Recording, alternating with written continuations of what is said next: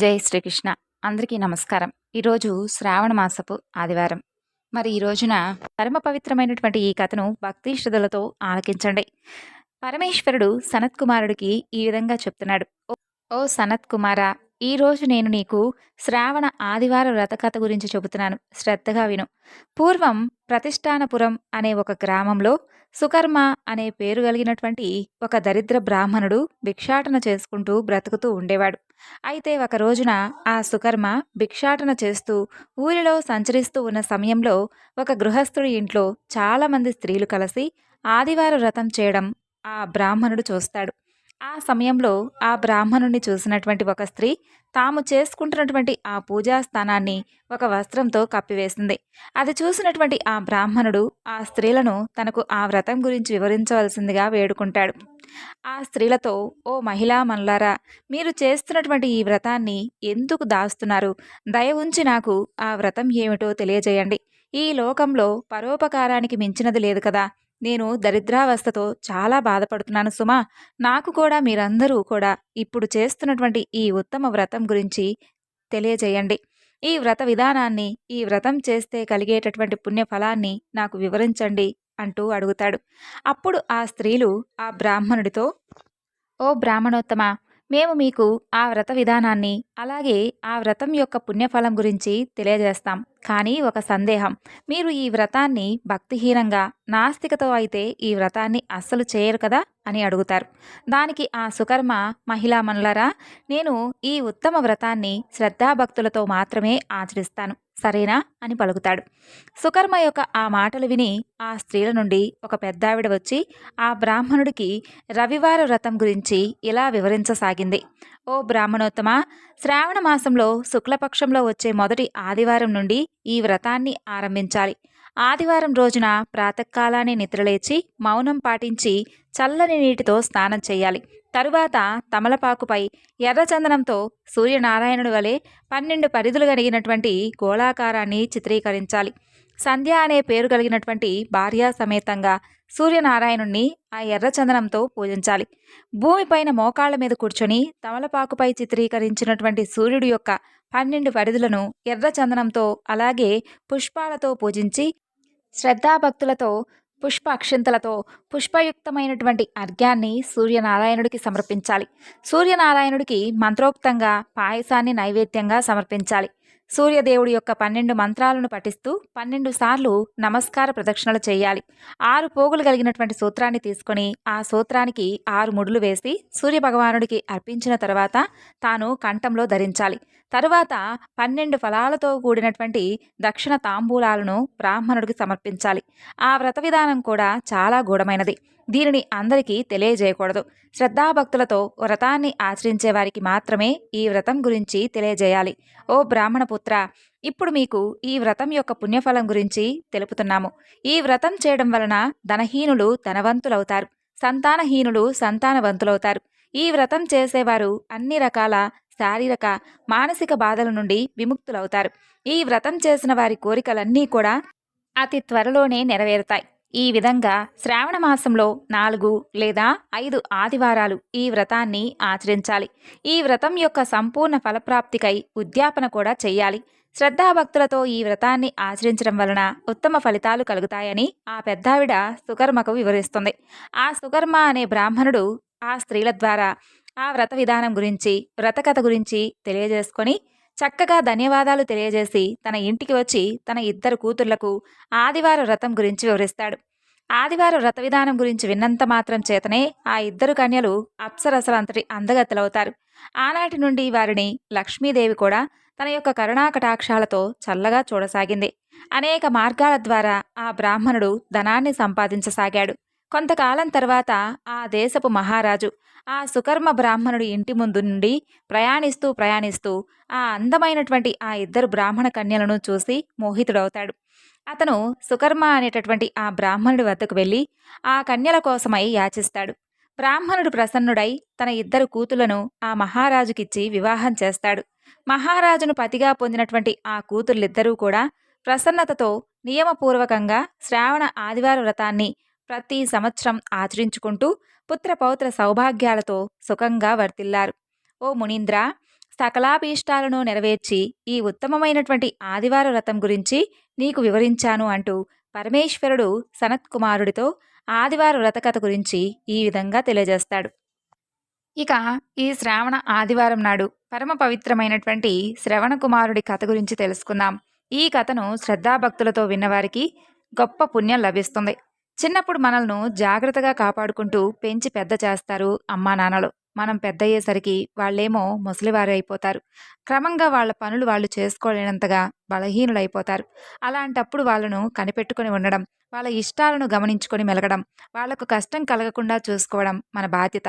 అదే ధర్మం అని చెబుతాడు శ్రవణుడు. అనగనగా ఎప్పుడో రామాయణ కాలంలో పేర్లు కూడా తెలియనటువంటి ముని దంపతులు ఒకరు నివసిస్తూ ఉండేవారు. ఓ అడవిలో వయసు మీద పడుతున్నా వాళ్లకు సంతానం మాత్రం కలగలేదు. ఇద్దరూ కూడా చాలా చాలా తపస్సులు చేస్తారు. అలాగే ఎన్నో పూజలు చేస్తారు. చివరికి వాళ్ళ కోరిక ఫలిస్తుంది. వాళ్లకొక చక్కని కొడుకు పుడతాడు. అతనికి శ్రవణుడు అని పేరు పెట్టుకుంటారు. లేక లేక పుట్టినటువంటి కొడుకు కాబట్టి అందుకని ఆ పిల్లవాడిని అల్లారు ముద్దుగా పెంచుతారు. రకరకాల విద్యలు, మంచి సంగతులు చెబుతారు. అయితే శ్రవణుడికి 16 ఏళ్ల వయసు వచ్చేసరికి అతని అమ్మా నాన్నలిద్దరూ కూడా పూర్తిగా ముసలివాళ్ళైపోతారు. నడక తగ్గుతుంది, బలం తగ్గుతుంది. వాళ్ళ కంటి చూపు కూడా క్రమంగా మందగిస్తుంది. చూస్తూ చూస్తూ ఉండగానే వాళ్ళు గుడ్డివాళ్ళైపోతారు. ఇప్పుడు ఆ తల్లిదండ్రులకు అన్నీ కూడా శ్రవణుడే దిక్కు. వాళ్ళు ఎక్కడికి వెళ్లాలన్నా శ్రవణుడు ఉండాలి. ఏం కావాలన్నా అన్నీ శ్రవణుడే తెచ్చి అందించాలి. ఇక శ్రవణుడు చాలా మంచివాడు. ముసలి తల్లిదండ్రుల యొక్క అవస్థను అర్థం చేసుకున్నవాడవుతాడు. కంటికి రెప్పల్లాగా చూసుకునేవాడు వాళ్లను. అయితే ఒక రోజున శ్రవణుడి తల్లిదండ్రులకు ఒక కోరిక కలుగుతుంది.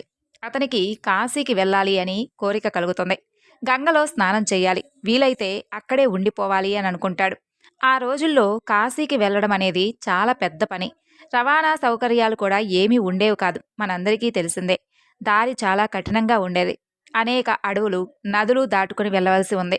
అయితే వాళ్ళు చూస్తే ముసలివాళ్లు, నడవలేరు. పైగా చూపు కూడా లేనివాళ్లు. వాళ్లను కాశీకి చేర్చడం అనేది శ్రవణుడికి ఏమంతా సులభం కాదన్నటువంటి పని. అయితే శ్రవణుడు మాత్రం వాళ్ళ మాటను కాదనలేదు. ఎలాగైనా సరే వాళ్ళ కోరికను తీర్చాలనుకుంటాడు. కావడిని ఒకదాన్ని తయారు చేసుకుంటాడు. కావడి అంటే తెలుసుగా, 5-6 అడుగుల పొడవుతో గట్టి వెదురు బొంగు ఒకదాన్ని తీసుకొని దానికి 2 వైపులా తాళ్లతో తక్కెళ్ళు కట్టుకోవాలి. ఆ తక్కెడల్లో బరువులు పెట్టుకుంటే కావడి కట్టెను భుజానికి ఎత్తుకొని నడుస్తూ అలా వెళ్ళవచ్చు. అయితే శ్రవణుడు అలాంటి కావడిలో అమ్మా నాన్నలను చెరొక వైపున కూర్చోబెట్టుకొని కావడిని మోసుకొని కాలినడకన ప్రయాణం సాగిస్తాడు. ఎండను, వానను, శ్రమను, అలసటను దేన్నీ కూడా లెక్క చేయలేదు శ్రవణుడు. అమ్మా నాన్నల కోరికను తప్పకుండా నెరవేర్చాలి. అదొక్కటే అతనికి తెలిసినటువంటి సంకల్పం. అలా బయలుదేరి కొండలు, నదులు, వాగులు, వంకలు దాటుకుంటూ అలా మెల్లగా అయోధ్య రాజ్యపు సరిహద్దులో ఉన్నటువంటి ఒక అడవిలో ప్రవేశిస్తాడు. మధ్యాహ్నం అవుతుంది. శ్రవణుడి తల్లిదండ్రులకు బాగా దాహం అవుతుంది. విపరీతమైనటువంటి ఎండ. ఎక్కడైనా కానీ కాసిని మంచినీళ్లు దొరుకుతాయేమో చూడనాయనా అంటారు. సరేనని చెప్పి వాళ్ళను ఎత్తుకు వస్తూ ఉన్నటువంటి కావడిని కాస్తంత కిందకు దించి సొరకాయ బుర్రను చేతపట్టుకొని నీళ్ల కోసం వెతుకుతూ బయలుదేరుతాడు శ్రవణుడు. దగ్గరలో అతనికి ఒక సరస్సు కనిపిస్తుంది. సరస్సులో నీళ్లు నిశ్చలంగా తేటగా ఉంటాయి.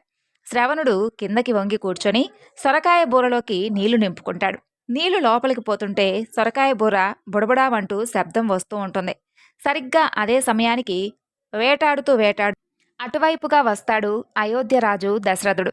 దశరథుడు అప్పటికింకా కుర్రవాడు. శబ్దభేది అనే విద్యను సాధన చేస్తూ ఉంటాడు. లక్ష్యాన్ని చూడగానే అటువైపు నుండి వస్తున్నటువంటి శబ్దాన్ని బట్టి బాణం వదలడం, లక్ష్యాన్ని ఛేదించడం, దీనిని శబ్దభేది అనేవారు. దశరథుడికి శ్రవణుడు కనిపించలేదు. కానీ బుడబుడమంటూ శబ్దం మాత్రం వినిపిస్తుంది. జంతువేదో నీళ్లు తాగుతుందని చెప్పనుకుంటాడు ఆ రాజు. అటువైపుగా గురిపెట్టి బాణం విడుస్తాడు. ఇక బాణం నేరుగా వెళ్ళి శ్రవణుడి గుండెకు గుచ్చుకుంటుంది. హా అంటూ అరిచి కింద పడిపోతాడు ఆ పిల్లవాడు. శ్రవణుడిది పెద్ద మనసు. తన ప్రాణాలు పోతున్నాయని తెలిసి అతనికి బాగా అర్థమైపోతుంది. తను చనిపోతే పర్లేదు, కానీ తన యొక్క తల్లిదండ్రుల గతి, వాళ్ళు ముసలివాళ్ళు, పైగా చూపులేనివారు. తను లేకపోతే వాళ్లకు ఎవరు దిక్కు? ఆ ఆలోచనతోటే అతని కళ్ళు మసకబారుతాయి. అరుపును వినగానే దశరథుడి గుండెలు గుబేలుమంటాయి. గబగబా పరిగెత్తుకొస్తాడు. కింద పడి కొట్టుకుంటున్నటువంటి ఆ శ్రవణుణ్ణి చూసి కంటినీరు పెట్టుకుంటాడు. సిగ్గుతో, బాధతో కుంచుకుపోతాడు. శ్రవణుణ్ణి ఒడిలోకి ఎత్తుకొని ప్రథమ చికిత్స చేసేందుకై ప్రయత్నిస్తాడు. అయితే నన్ను క్షమించు. శబ్దం విని ఇదేదో జంతువని చెప్పనుకున్నాను. మరలా మరలా వేడుకుంటున్నాను. నన్ను క్షమించు అంటాడు. ప్రాణాలు పోతున్న శ్రవణుడు ఆ దశరథుడిని ఊరడిస్తాడు. వెంటనే తప్పు మీది కాదు అంటూ ఊరడిస్తాడు. అతని మీద ఏమాత్రం కూడా కోపగించుకోలేదు. మా అమ్మానాన్నలు గుడ్డివాళ్ళు, ముసలివాళ్ళు, పూర్తిగా నా మీదే ఆధారపడి జీవిస్తూ ఉన్నారు. ఇప్పుడు వాళ్లకు విపరీతమైనటువంటి దాహం వేస్తుంది. వాళ్ళ కోసమని చెప్పి నీళ్లు తీసుకువెళ్దామని ఇక్కడికి వచ్చాను. ఈలోపు ఇలా జరిగింది. ఇక నా ప్రాణాలు నిలిచేలా లేవు. అదేమంత ముఖ్యం కాదు కానీ ఇక మీద వాళ్ళు ఎలా బ్రతుకుతారు అనేదే నా చింత అంటాడు శ్రవణుడు. నీ తల్లిదండ్రుల సంగతి మర్చిపోనాయనా, వాళ్ళ బాధ్యత నాది. ముందు నీ గాయం మార్చడం, నా పరిస్థితి ఈ విధంగా తీసుకువచ్చినందుకు నాకు నేనుగా సిగ్గుపడుతున్నాను అని బాధపడతాడు దశరథుడు. శ్రవణుడు అస్సలు ఒప్పుకోలేదు. నీరసంగా నవ్వుతూ, ఇక లాభం లేదు. నా ప్రాణాలు ఇక 2 క్షణాల్లో పోయేలా ఉన్నాయి. మీరు చేయగలిగింది ఒక్కటే. మీరు విడిచినటువంటి ఆ బాణం గుచ్చుకొని నాకు చాలా నొప్పిగా ఉంది. కాస్త ఆ బాణాన్ని లాగేశారంటే నా వేదన కాస్త ఉపశమనిస్తుంది. నేను ఇంకొంచెం సుఖంగా మరణిస్తాను. ఆలస్యం చేయకండి. ఆ వెంటనే ఆ సొరకాయ బుర్రలో నీళ్లు తీసుకొనిరా. మా అమ్మా నాన్నల దాహం తీర్చండి ముందుగా వెళ్ళి. పాపం వాళ్ళు నా కోసం ఎదురు చూస్తూ ఉంటారు. వాళ్లకు నా మరణ వార్త తెలియజేయండి. ఆ తరువాత విధిని అనుసరించి ఏమైనా చేయవచ్చు అని చెబుతాడు. దశరథుడు ఆ బాణాన్ని బయటికి లాగిన వెంటనే శ్రవణుడు చనిపోతాడు. ఆ దృశ్యాన్ని చూసినటువంటి దశరథ మహారాజు తలవాల్చుకొని కన్నీరు మున్నీరుగా ఏడుస్తాడు. ఆ తరువాత ఒక నిశ్చయానికి వచ్చి శ్రవణుడి శరీరాన్ని అక్కడే విడిచి సొరకాయ బుర్ర చేతిలో పట్టుకుని శ్రవణుడి అమ్మా నాన్నల దగ్గరకు వెళ్తాడు. అడుగుల శబ్దం వినగానే, నాయనా శ్రవణ, ఇంత ఆలస్యం అయ్యిందేమిట్రా అని అడుగుతాడు శ్రవణుడి తండ్రి. ఇవి మా శ్రవణుడి అడుగులు కావు. ఎవరది? ఎవరు నువ్వు అని అడుగుతుంది శ్రవణుడి తల్లి. అడుగులను బట్టే అపరిచితుడని చెప్పి గుర్తుపడుతూ, నమస్కారం తల్లి, నా పేరు దశరథుడు. మీకు ఈ నీళ్ళిమ్మని పంపించాడు మీ అబ్బాయి అంటాడు దశరథుడు సిగ్గుగా. వాడేడి? వాడికేమైంది? వాడికేం కాలేదుగా, వాడెందుకు రాలేదు అని అడిగింది తల్లి అనుమానంగా.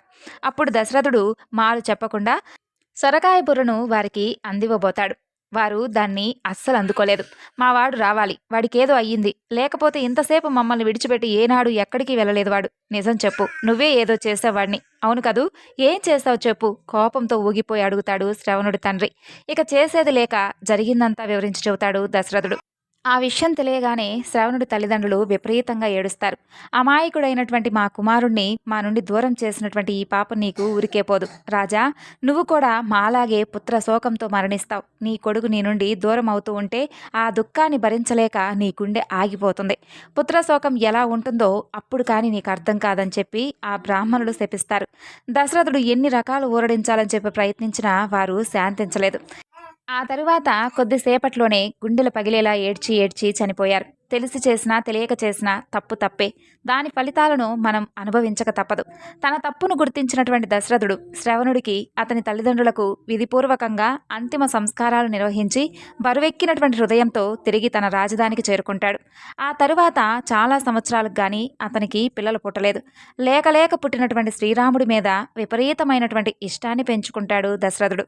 ఆ రాముడు పెద్దై సీతతోటి లక్ష్మణుడితోటి అడవికి పోతుంటే ఆ బాధకు తట్టుకోలేక చివరికి చనిపోతాడు దశరథుడు. మనకు కనిపించేటటువంటి ప్రత్యక్ష దైవం సూర్యనారాయణమూర్తి. ఆ స్వామి గురించి ఈరోజు మనం ఎంత చెప్పుకున్నా కూడా తక్కువే. మరి ఈ రోజున స్వామివారి గురించి పరమ పవిత్రమైనటువంటి ఈ కథలను భక్తి శ్రద్ధలతో వినండి. ఒకనాడు సూర్యభగవానుడికి తనకంటే శక్తివంతుడు ఈ ప్రపంచంలో మరెవ్వరూ లేడు. తాను లేకపోతే ఈ ప్రపంచం మొత్తం చీకటిగా మారిపోతుందనే గర్వం వస్తుంది. ఆ సమయంలో సూర్యకుమారుడైనటువంటి శని భగవానుడు తన తండ్రి అయినటువంటి సూర్యభగవానుడికి నమస్కారం చేసి ఇలా పలుకుతాడు. తండ్రి, ఈ ప్రపంచంలో అందరికంటే శక్తివంతుడు ఒక్క పరమేశ్వరుడు మాత్రమే. అతనికంటే శక్తివంతుడు ఈ ప్రపంచంలో ఎవ్వరూ లేరు అని చెబుతాడు. దాంతో ఆ మాటలకు సూర్యుడికి విపరీతమైనటువంటి కోపం వచ్చి తన నుండి వచ్చేటటువంటి వెలుగును ఆపేస్తాడు. దాంతో ప్రపంచం మొత్తం అంధకారంలో మునిగిపోతుంది. అది చూసినటువంటి శని భగవానుడు ఒక రుద్రాక్షను తీసుకొచ్చి సూర్యుడి స్థానంలో ఉంచి ఆ పరమేశ్వరుణ్ణి ఆరాధించి రుద్రాక్ష నుండి కాంతి వచ్చేలా చేస్తాడు. ఆ రుద్రాక్ష సూర్యుడి కంటే కాంతివంతంగా ప్రకాశిస్తూ ఉంటుంది. అదంతా ఇంద్రుడు గమనిస్తూ ఉంటాడు. సూర్యుడు తన విధుల్లో అతిక్రమించాడని చెప్పి తెలుసుకొని సూర్యుడిని చేరుకొని ఇంద్రుడు ఇలా పలుకుతాడు: ఓ సూర్య, నీవు నీ పని సక్రమంగా చేయడం లేదు, కాబట్టి నీవు ఈ పనికి పనికిరావు అంటూ ఇంద్రలోకం నుండి వెళ్ళిపోమని చెబుతాడు. ఇక సూర్యుడు దీనంతటికీ కూడా కారణం పరమేశ్వరుడే అని కోపంతో భూలోకానికి వస్తాడు. సూర్యుడు భూలోకంలో అడవిలో మాలి, సుమాలి అనేటటువంటి ఇద్దరు మిత్రులను చూస్తాడు. వారిద్దరూ కూడా శివభక్తులు. వారు రావణుడికి తాతలవుతారు. అయితే వీరు శివుడి యొక్క తపస్సును చేసుకుంటూ ఉంటారనమాట. వీరికి ఒక వరం ఉంది. అదేంటంటే, ఎవరైతే వీళ్ళను చంపాలి అని చెప్పి భావిస్తారో అలాంటి వారిని స్వయంగా పరమేశ్వరుడే సంహరిస్తాడు అని ఒక వరం ఉంది. ఇక పరమేశ్వరుడి మీద కోపంతో సూర్యుడు వారిని చంపబోగా ఆ పరమేశ్వరుడు ప్రత్యక్షమై తన యొక్క త్రిశూలంతో సూర్యుడిని హతమారుస్తాడు. దాంతో సూర్యుడు నల్లగా మారిపోతూ ఉంటాడు. సూర్యుడు బ్రహ్మమానస పుత్రుల్లో ఒకరైనటువంటి కశ్యప మహర్షి కుమారుడు. అయితే కశ్యప మహర్షి పరమేశ్వరుడి దగ్గరకు వెళ్ళి, శివ, నీవు నా కుమారుణ్ణి ఇలా చేస్తే ఎలా? నీవు ఏ విధంగా అయితే నా కుమారుణ్ణి సంహరించావో అదేవిధంగా నీ చేతులతోనే స్వయంగా నీ కుమారుణ్ణి కూడా చంపుతావంటూ శాపమిస్తాడు. అప్పుడు పరమేశ్వరుడు ఇలా పలుకుతాడు: ఓ మహర్షి, శాంతించండి.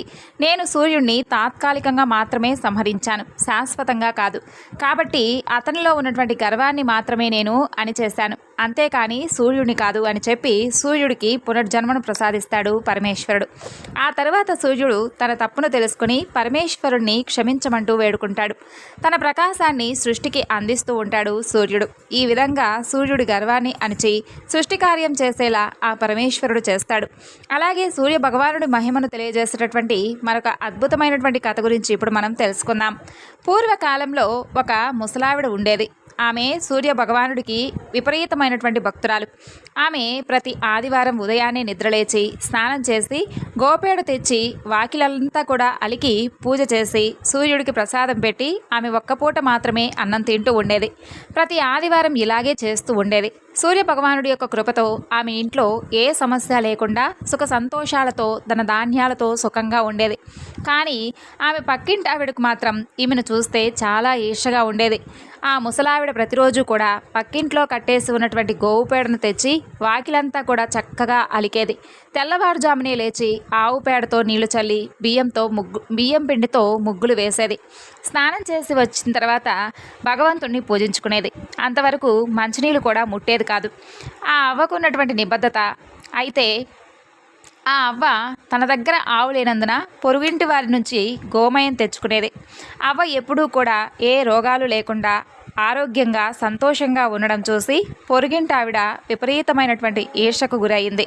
నా ఆవు పేడ వల్లే ఈ ఇల్లాలు, ఈ అవ్వ ఎంతో చక్కగా ఆనందంగా సుఖంగా ఉంది. నేను పేడ కనుక ఇవ్వకపోతే ఈవిడకు సుఖ సంతోషాలనేవే ఉండవు అనుకొని ఆమె పేడ ఇవ్వలేదు. ఇల్లు అలకని కారణంగా ఆ అవ్వ ఆ రోజు తిండి కూడా తినలేదు. ఇక తరువాత ఆ రోజు ఆదివారం విపరీతమైనటువంటి నీరసంతో ఆ దినమంతా కూడా పస్తు ఉండి నిద్ర కూడా పోలేకపోతుంది. రాత్రంతా ఒకటే ఆలోచన, రేపు కూడా పేడ దొరకపోతే ఉపవాసం ఉండాలేమో అనుకుంటుంది. కరుణామయుడైనటువంటి ఆ సూర్య భగవానుడు ఈ చిన్నపాటి కోరిక కూడా తీర్చడా అనుకుంటుంది. తర్వాత కోడి కోతతో పక్క మీద నుండి లేచి వీధి గుమ్మం వద్దకు వస్తుంది ఆ అవ్వ. ఆమె ఆనందానికి హద్దులు లేవు. ఆశ్చర్యం! గుమ్మం ముందు దళవర్ణంతో మెరిసిపోతున్నటువంటి ఒక ఆవు కనిపిస్తుంది. ఆవును చూడగానే పేడ వేస్తుంది. అప్పుడే చక్కగా సూర్యుడి యొక్క కిరణాలు నేల మీద పడుతూ ఉంటాయి. అప్పుడు ఆ అవ్వ ఆ యొక్క గోమయంతో ఇల్లంతా కూడా అలికి సంతోషంగా నిత్యకర్మలు పూర్తి చేస్తుంది. ఆవు అక్కడి నుండి కదలలేదు. తను వండుకుంది. ఆవుకు ముందు పెట్టి తరువాత తాను తింది. అబ్బా, రాత్రైనా కూడా ఆ ఆవు ఇక్కడి నుండి కదలలేదే. పరమేశ్వరుడు అలాగే సూర్యభగవానుడు తనకిచ్చాడని చెప్పి అనుకొని ఇంట్లో కట్టేసుకుంటుంది. ఇక అలా ఆ అవ్వ ఆ రోజు ఆవును మేత పెట్టి చక్కగా ఇంట్లో కట్టేసుకుంటుంది. పొరుగింటావిడ ఆ ఆవు ఈ అవ్వకి ఎవరిచ్చారబ్బా, బహుశా ఎక్కడి నుండైనా దొంగిలించిందేమోననే కక్షతో గ్రామాధికారికి ఫిర్యాదు చేస్తుంది. గ్రామాధికారి తన యొక్క మనుషులతో సహా వచ్చి నీవు దొంగవు అని చెప్పి ఆమె మీద నేరం మోపి ఆవును తోలుకొని వెళ్ళిపోతారు. ఆ రాత్రి ఆమె భగవంతుని తలుచుకుంటూనే గడుపుతుంది. అదే రాత్రి సూర్యభగవానుడు గ్రామాధికారి కలలో కనిపించి ఆమె దొంగ కాదు, నేను ఆ ఆవును స్వయంగా ఆ ఆవకిచ్చాను. తెల్లవారక ముందే ఆవును తిరిగి ఆమెకిచ్చేయి. పరిహారంగా ఆమెకు కొంత సొమ్మును కూడా ఇవ్వమంటూ ఆజ్ఞాపిస్తాడు. ఇక్కడ అవ్వ కోడికొత్తో నిద్రలేచి ఈ రోజైనా పొరుగింటావిడ పేడ ఇస్తుందో లేదో అనే ఆలోచనతో వీధిలోకి వస్తుంది. ఆ సమయంలోనే గ్రామాధికారి మనిషి అవ్వను సమీపించి, అవ్వా, ఈ ఆవు నీదే. నష్టపరిహారంగా మా యజమాని నీకు కొంత సొమ్మును కూడా ఇచ్చారు. తీసుకో అని అంటాడు. దాంతో ఆ అవ్వ ఎంతో సంతోషిస్తుంది. ప్రతినిత్యము కూడా సూర్య భగవానుణ్ణి ఆరాధిస్తూ ఉంది. దీంతో ఆ ఊర్లో గ్రామస్తులందరూ కూడా ఆదివారం వ్రతం చేయడం మొదలు పెడతారు. ఎంతో పవిత్రమైన విశేషమైనటువంటి ఈ కథను విన్నా, చదివినా, చెప్పినా ఎన్నో పాపాలు తొలగి జన్మల పుణ్యం వస్తుంది.